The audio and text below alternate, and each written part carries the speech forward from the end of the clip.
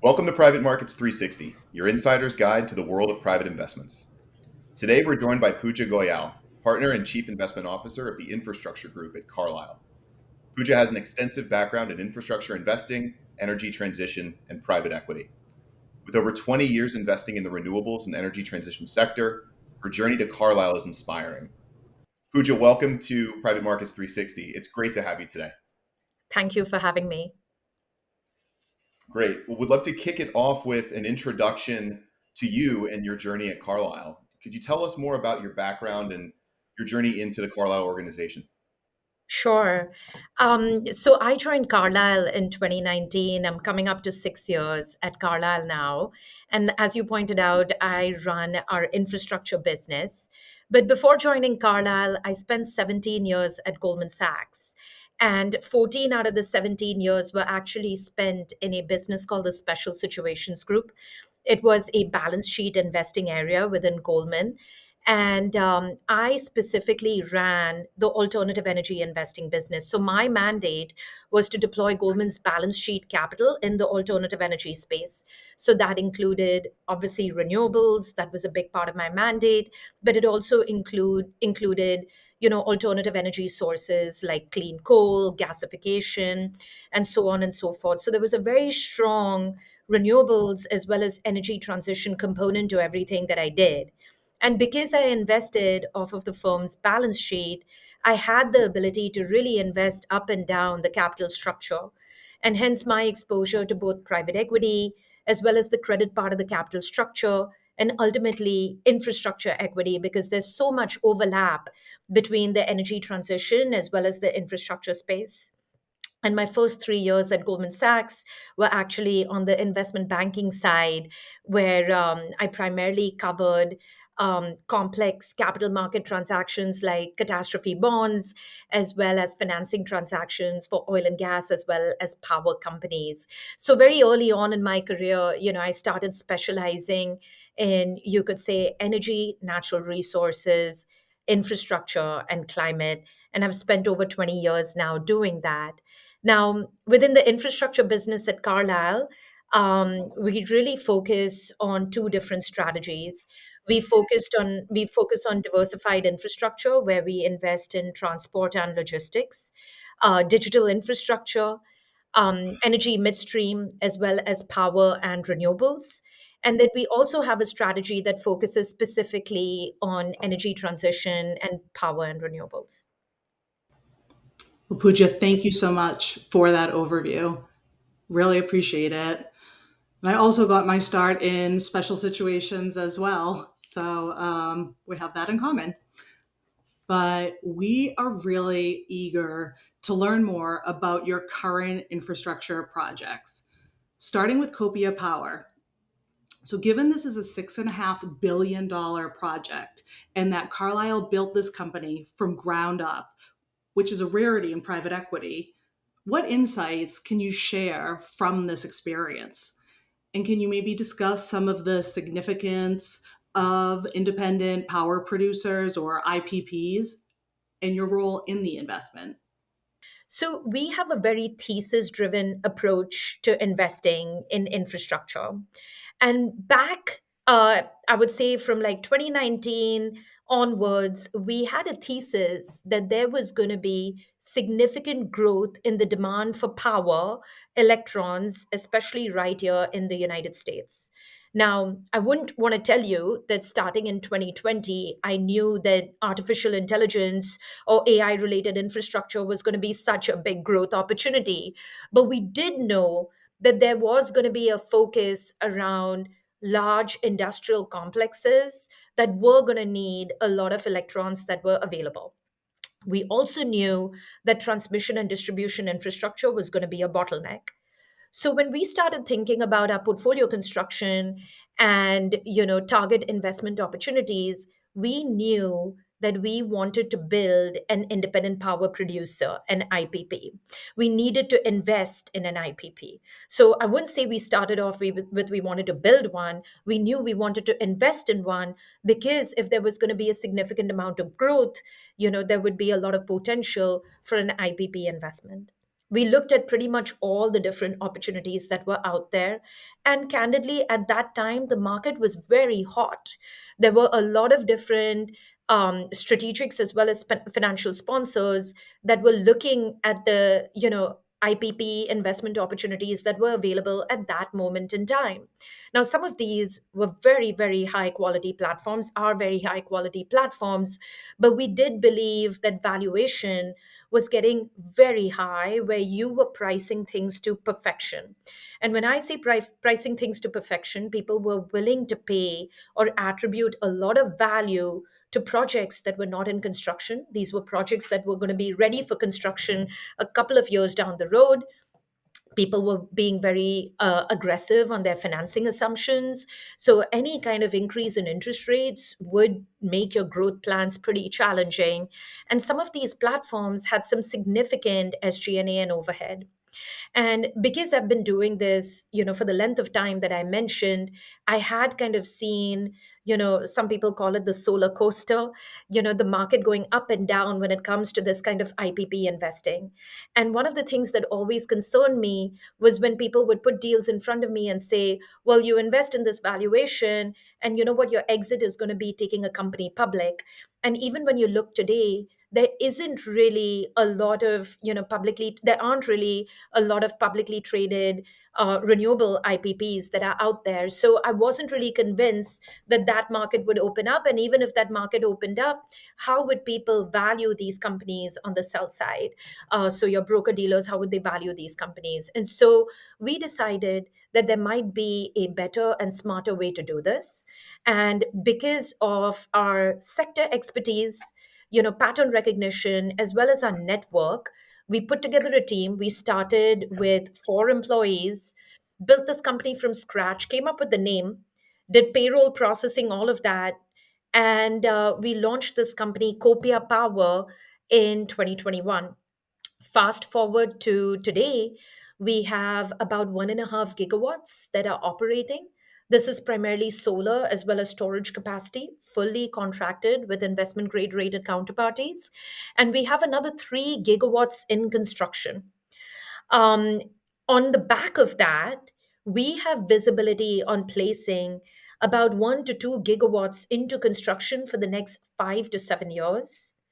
In addition to that, because of our thesis around large industrial complexes, the way we've developed the assets under Copia Power, we have gone and locked in rights and land options where we have access to fiber, water, and obviously power. That solution is what Copia is providing.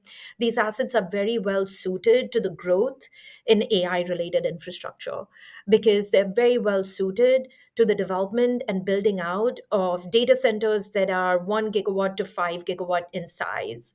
And so those are additional kind of tailwinds and growth opportunities that we hadn't factored in before. The company's gone from 4 employees to about 70 employees at this point in time. And look, we're very proud of what we've achieved. And you typically don't see private equity firms do that. Now, I will point out that we've been able to do that because we also focus on what we call mid-cap infrastructure. We're not investing out of, funds that are tens of billions of dollars in size, and that does give us a little bit of an advantage. We have the ability to incubate these platforms and build these businesses from scratch, but you can only do that to the extent you've got that deep sector expertise. It's an incredible story. Yeah, it really is. Starting out with 4 employees all the way to 70. I mean, I'd love to also look at how you're looking at valuation kind of across the whole holding period. But it sounds like a fascinating project. And what were some, when you made the initial investment, where you said you knew that you need to or you wanted to really invest in an IPP, ended up doing it yourselves and building the company? What were some of the headwinds that you noticed in order to say, and definitively, this is an area that we need to get into? So, from a headwinds perspective, there's a fair amount of execution risk when you do something like this, which is build it from scratch. However, your downside can be managed because you got a stage gate your capital deployment over time, right? So you're not investing, you're not writing a big check up front. If you look at some of the other deals that got done in the space, those kind of like market valuations that I was talking about, you come up with a valuation, you write a big check up front, and then you have to continue to put money into that company over time to fund the burn at the company, because the company is capex intensive and has a high SG&A amount. So by the time you're looking to exit, you need your initial investment to compound at your target rate of return, and then your incremental capital also needs to compound. So we didn't have that dynamic because we didn't pay anything for it upfront. But when you take on something like this, you want to set it up for success. So you want to make sure that capital deployment will happen over time. It will happen based on de-risking milestones. So you do it based on organic project development. So you take projects, you make sure they're hitting de-risking milestones, which for power development would be things like environmental studies, working with your local utility or grid operator to make sure that you've got the transmission and distribution capacity if you don't have it at the site. You're factoring in any capital that will be needed to upgrade it. And then after that, once you have all your permits in place, when you have that grid connection agreement in place, then you start working on, signing up customers. And by the time you have visibility as to what that customer contract looks like, you need to finalize your engineering procurement construction agreement. So you need all of those kind of different pieces of the puzzle to come together and converge at that one moment in time where you can lock in your capital structure. So your equity returns need to make sense, and then you want to make sure that your project is financeable, because infrastructure projects, depending on the quality of your project, you can have some very attractive financing options available to you. So that's when you grow organically. But we knew that with Copia Power, we needed to do that both in terms of developing projects ourselves, but also be opportunistic about M&A options that might be available. And we have been able to take advantage of that part of the market as well. Oftentimes you have developers that want to prioritize, let's say, another project. They want some liquidity, and they might come to you and say, hey, we've taken this as far as we can, would you like to take over at this point in time? So we've been very opportunistic about M&A as well. It's great. And you've got all that runway now to continue expanding it. Really fascinating to see a ground up project both get legs, be sustainable, and then move into that phase where it's maturing and expanding. I'd like to talk about another project, one that's near and dear to my heart, and that's the JFK International Terminal work that you've been doing. Would love to hear you take us through that deal in general, but specifically, I think, the work that you've done in developing the international terminal, collaborating with government entities, labor unions, local small businesses. Just how has that experience been? And take us through that project, if you don't mind. Happy to do that. And look, it's a project that's near and dear to me as well as a New York City resident. But more importantly, there's such an opportunity with investing in what I call traditional infrastructure, and there is a need to upgrade our existing infrastructure in the United States. And so I do fundamentally believe it is a very attractive opportunity set, but it is fairly complex. And it is a very complex undertaking. I think this is where we do differentiate ourselves as a firm that's headquartered in Washington, D.C., and with the roots that we have in D.C., because these kind of public private partnerships really require a lot of teamwork, coordination, and connectivity, across all the stakeholders. So we have a very experienced team when it comes to transport and logistics, but specifically airports. We also have a captive operating platform within our team that's called Carlyle Airport Group Holdings. It consists of executives who have worked at airports or worked with airlines previously. And the reason I'm giving you that background is because, again, I'm going back to that theme of like having very deep sector expertise So you need to have that experience before you take on something like this. And the reason I say that also is because you obviously need to make sure that the project is going to be successful commercially, economically, but you also need to make sure the project is going to be successful reputationally, because it is such a visible undertaking. So look, we got involved with this project in 2018. We started working very closely with the Port Authority of New York and New Jersey on Terminal 1, which is the international terminal at JFK Airport. This project is called New Terminal 1.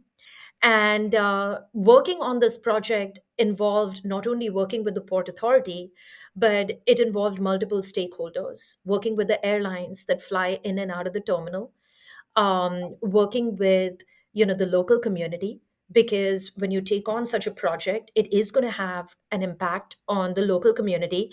And it's a multi-year impact, but it's also creating a lot of opportunity. It's creating jobs, not just construction jobs, but also maintenance as well as permanent jobs, because there will be retail options, dining, retail, other options where it will create permanent jobs. You need to work with your construction company. And then you also need to work with your financing providers. And that is like an oversimplification in terms of the number of stakeholders that are involved. And we were able to do that. We worked from 2018 to 2020. We got to 2020, March of 2020, we were ready to reach financial close and start construction on the project. And we all know what happened in March of 2020, which is the skies shut down because of COVID. And what is important is that at that point in time, we knew that the project needed to be restructured. And we worked very closely with our partners and worked diligently to make sure that we could continue to redevelop this important infrastructure asset for our city and for our country, and reached then financial close in 2023. And so it's been a very successful outcome for us. And the project is on time, on budget. We're actually offering site visits end of this month, and we look forward to welcoming passengers in June of 2026. It's going to be an upgraded terminal. It's going to improve experience, and ultimately, we're hoping that JFK is going to be a destination, much like most European airports at this point in time. So we're very excited about it, and we're very proud of what our team has been able to do. And we're hoping that our partners and stakeholders believe that it's been a successful outcome for everyone involved. What a great story. I mean, the turbulence, pun intended, that you had to go through with the COVID wrench in there, March 2020, and really coming out kind of on time, on budget. I think everyone would love to see a site tour. Anything we could do to upgrade some of these airports, I just think is amazing. So I can't wait to see the outcome. Great. Yeah, spot on. And look, this is kind of, I know you said that you also have a background in special situations. I would say that this is the difference between special situations or credit style investing versus, infrastructure equity or really private equity. And this is very true of like the culture and the ethos at Carlyle, which is it's a very partnership driven approach. You have to be focused on the right outcome here, and sometimes that requires patience. It requires collaboration, and that's really the outcome here that we're so proud of. Yeah, I think private markets in general, that partnership across the equity owners, all the partners that are involved, as well as your financing partners, being able to have a long term outlook and really alignment of interest in success and what that means for everyone in the transaction is so important. Where sometimes in the public markets, you can also have more of a short term view, and that's okay. And that's why they have more liquidity. But it's just one of the differentiators that, works in certain situations versus others. 100%. And it's really true for infrastructure, because these projects require a fair amount of time and expertise, right? It is very difficult when you're being held to quarterly performance milestones. So, for these kind of infrastructure investments, there is a significant benefit for these assets or these companies to be held in private equity vehicles versus being in publicly listed entities. Now there are plenty of successful examples. There are yield oriented vehicles, for example, that are out there. But when you're developing these assets and infrastructure assets, you got to realize there will be delays. You could run into bumps along the road. I remember there was one project I worked on when I was at Goldman. We were developing a fairly complicated solar project, and we ran into desert tortoises, literally and figuratively. And you had to figure out a remediation plan around desert tortoises. So, these projects require patience, and they require that flexibility to be able to get to that right outcome. I'm just Yeah, going to for sure. bookmark a future episode to talk about desert tortoises broadly, their involvement in infrastructure. That sounds really interesting.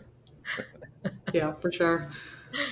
All right. Well, I'd like to pivot then and move into digital infrastructure, which Pooja, you mentioned is the fastest growing sector for Carlyle. And we're not surprised with all of the money going into AI and the copious amounts of articles and reports all about the space. So are there any specific investments that you can mention, or perhaps just give us an overview of where Carlyle is specifically investing within digital infrastructure? Yeah, we do believe that there will be a significant amount of growth in AI related infrastructure, and it's a fairly broadly defined category because a significant part of, like, let's say, developing hyperscale data centers is access to power. About 50% of your OPEX or CAPEX associated with data center build is actually power, power related equipment, and infrastructure. So, you are kind of seeing on the AI infrastructure side, these two sectors almost merge. And if you look at the participants right now, you've got, obviously real estate developers, you've got infrastructure developers, but even within those two broad asset classes, the skill sets and expertise, you've got both digital guys as well as power and renewables guys that are getting organized and are very sophisticated around the growth that we expect to see in this asset class. So, it is an important area for focus for us. And I would say on the data center side, it's both hyperscale data centers as well as enterprise cloud opportunities. And we've got investments on both sides of the equation. Having said that, I don't believe that all of these like extremely rosy projections are going to come true.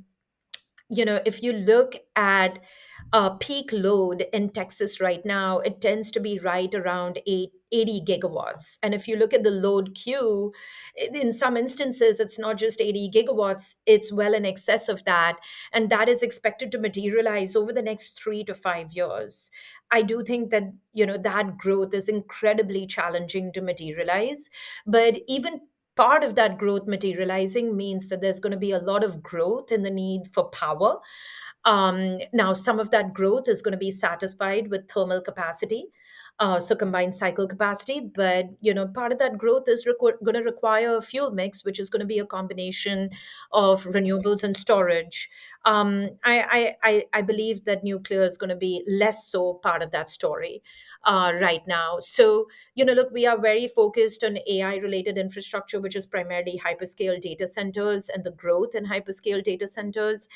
And then outside of data centers, we are also investing in fiber. We have a fiber to the home platform that we have built in the Arizona market. We have a strong thesis around tier two, tier three markets in the United States. These are markets that have very strong demographics, growth fundamentals for digital infrastructure, but tend to be less competitive when compared to tier one markets. So you should expect in digital infrastructure, we will be investing in data centers, fiber, and then ultimately also towers and telecommunication infrastructure. I'm old enough to remember when data centers were just a real estate play, and it's really interesting to see how they are becoming core to the infrastructure product mix, but also I think just the core strategy. Absolutely. It is a much more complex skill set at this point in time. It was very, very different when you were building like a 10 megawatt data center. Okay, now you really are talking about data centers that are 100 megawatts or greater, with true hyperscale data centers being 1 to 5 gigawatt data, 1 to 5 gigawatt clusters. And by clusters, I mean they need to be within a certain mile radius of each other. That requires a level of sophistication and expertise on the water, fiber, power side that is very different from just building a building. So you are beginning to see that skill set kind of evolve over time. And so I do expect you should see more infrastructure investors getting oriented towards it and less so the real estate investors.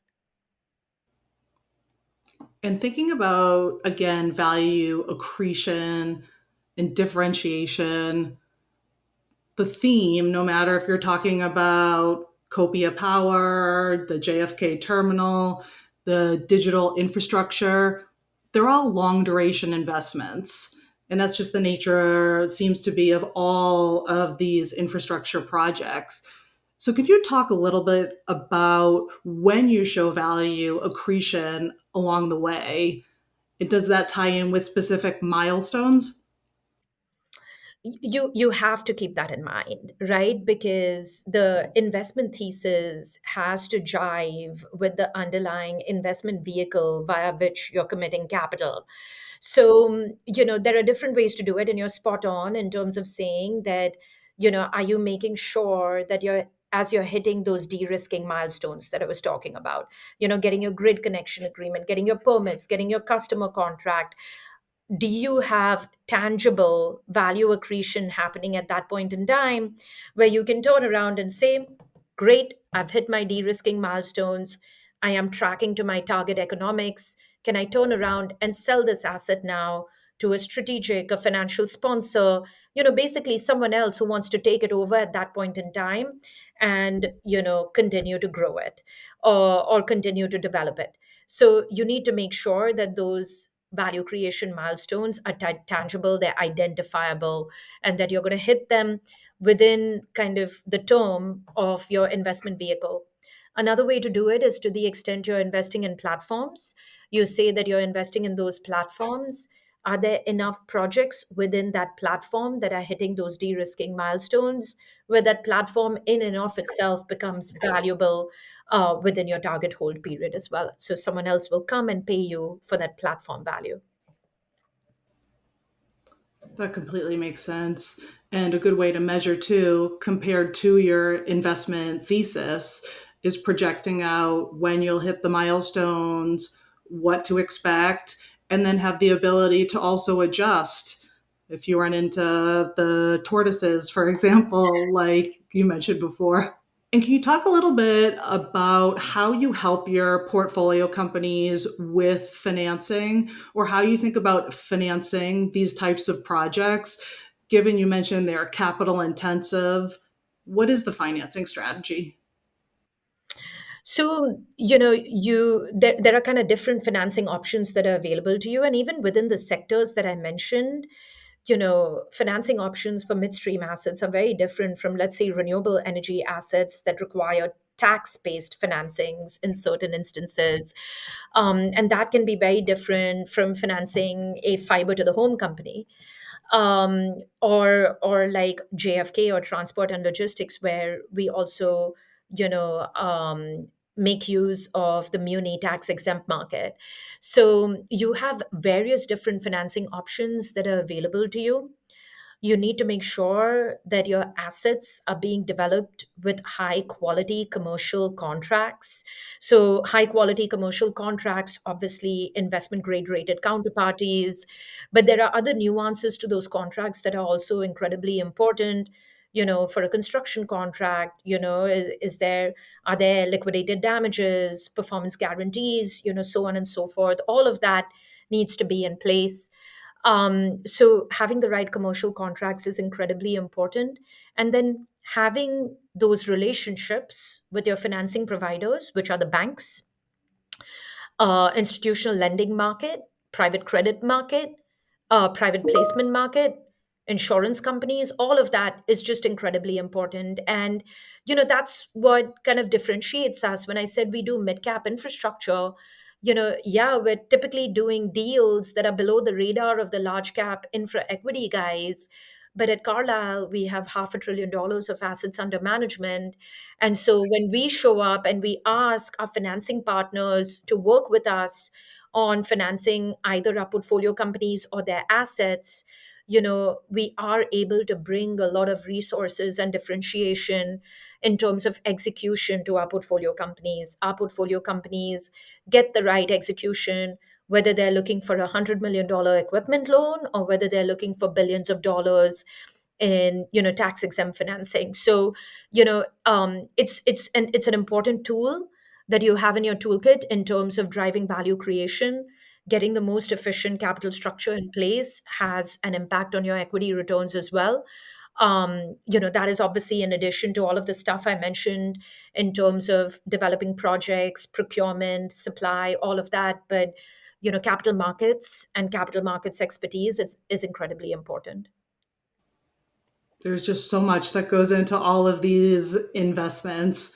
Having the right thesis, the right partners, being able to work together, and then getting the right financing to meet your needs. It's so much, but it's pretty interesting to watch it all come together and be successful. Yeah, and I would say, like, bond market's been fairly interesting in terms of movement. Yields have been moving around quite a bit as well. So having the relationships, the expertise to even maneuver around current market conditions is important. Absolutely. And Pooja, kind of last question for you. So your career as a woman in the investment sphere, coupled with your background in power and energy, is inspiring. I mean, some may even say that you're a trailblazer. So could you share how you navigated your career path, particularly the transitions that you made from investment banking to the private sector, which is more common of a career trajectory now with the growth of private markets and infrastructure specifically. But I'm sure people are wondering, how did you navigate it?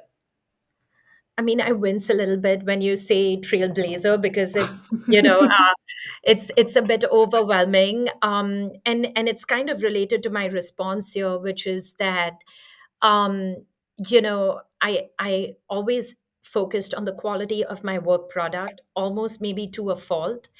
And there is a recognition that as much as it might be about the quantitative analysis, this is a people business, and that qualitative interaction is so incredibly important. So really, treating people the right way, working collaboratively with your peers, as well as your team members, managing up appropriately, that's incredibly important as well. I would say that, I always had specific goals. I tend to be a task oriented, goal oriented person. But, what you realize is that it's very difficult to predict really where your career or the market that you're in is headed, you know, more than 2 to 3 years out. And so I wasn't very rigid in terms of, planning out my career milestones. Oftentimes, my focus was, am I enjoying what I'm doing? Am I good at what I'm doing? And I'm continuing to be intellectually challenged. I think that that was a very important focus of mine, which is like, am I learning a lot? Am I getting challenged appropriately? And I truly enjoy what I do. So, what I always tell people is don't go into something because it's topical. um, Energy transition, climate was extremely topical up until 2023, and then the focus has changed in certain parts of the world, maybe not globally. And you've kind of seen that, right, in terms of what's happened with SPACs. There were so many SPACs that were climate ESG oriented, and look what happened. So you got to pick things that truly interest you, because you're going to have a long career, and that market may fall in and out of favor. But when you stick to something that truly interests you, you build a lot of capital and credibility within that space. So that's the one thing I would say, which is pick something that you're genuinely interested in, and don't be too rigid about your career planning. Terrific, terrific advice. I can definitely relate to it. And I think it was also a really honest answer. So we really appreciate it. Thank you so much, Pooja. Sure. Thank you for joining us for this episode of Private Markets 360, where we had an insightful conversation with Pooja Goyal, partner and chief investment officer of the infrastructure group at Carlyle. Pooja shared her remarkable journey in the investment space, from her early experience at Goldman Sachs to her pivotal role in forming Copia Power. We explored Carlyle's strategic approach to portfolio diversification, particularly in infrastructure investments. Pooja also provided valuable insights in the outlook for 2025. We appreciate you tuning in and hope you found this discussion insightful. Don't forget to subscribe to Private Markets 360 for more expert insights and trends in the world of private investments. Until next time.